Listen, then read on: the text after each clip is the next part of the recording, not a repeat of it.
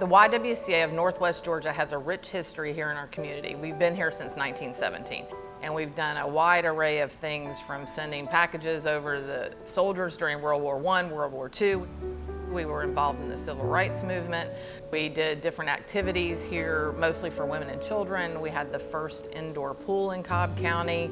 But I believe when we opened the first domestic violence shelter in the state of Georgia a little over 30 years ago, it set our path to where we are today, which is to provide services to victims of domestic violence and sexual assault. When I first got involved, the why financially was really trying to identify who they were and who they were really trying to serve.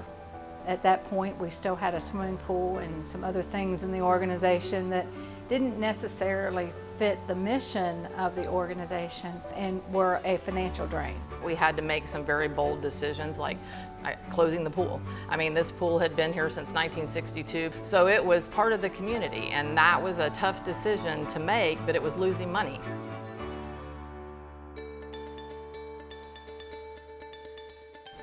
Well, initially it kind of hit a little close to home because I was actually baptized in that pool.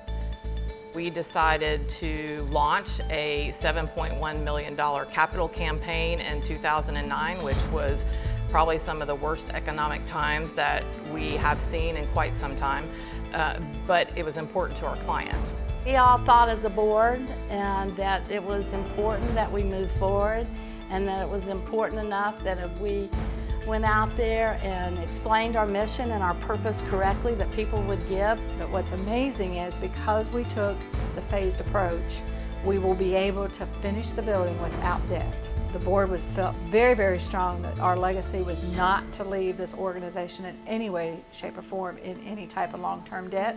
So we have fully renovated the building that was built in the 1960s, where the pool was. We now have 12 transitional apartments that are 2-bedroom, 1-bath that the women and children can live in for up to 2 years while they continue to live a violence-free life and become self-sufficient.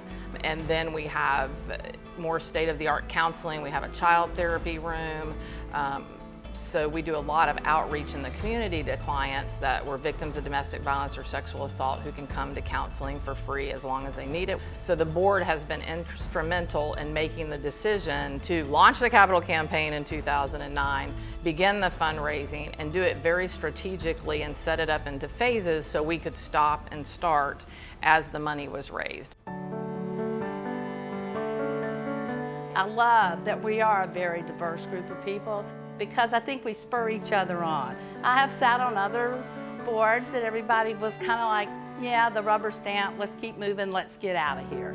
Well, let me tell you what, this is not that board. I think that was another bold move that the board made. When I came here, we're an all-female board.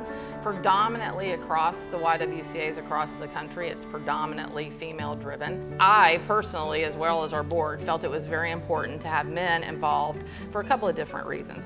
One, to help carry our message that it is not acceptable to abuse or sexually assault women. That's one of the reasons why I got involved, because I'm sitting there saying, well, what's wrong with the men in our community? Let's face it. We're the ones causing the problem for the most part. Not always, but for the most part, men are the seat of the problem when you're talking about domestic violence, especially sexual assault. They also have a sub-organization called the Wise Guys that is part of the board. They are out there really working to see how they can get into the high schools and get the message out to other men on a subject that most men will never want to talk about. We learn a lot from each other, and gosh knows I've learned a lot about domestic violence. It has been an evolution. We have worked hard in the last 3 years to have a board of directors that are actively engaged. We all have our own opinions, we all have our own way of doing business, but at the end of the day, we all want what is best for the community. And I think because of our diversity and our very strong values and opinions, I think we come up with some great answers. The board has been instrumental in helping to rebrand the organization for the community to really understand who we are and the vital role that we are providing in the services that we offer to those who come to us.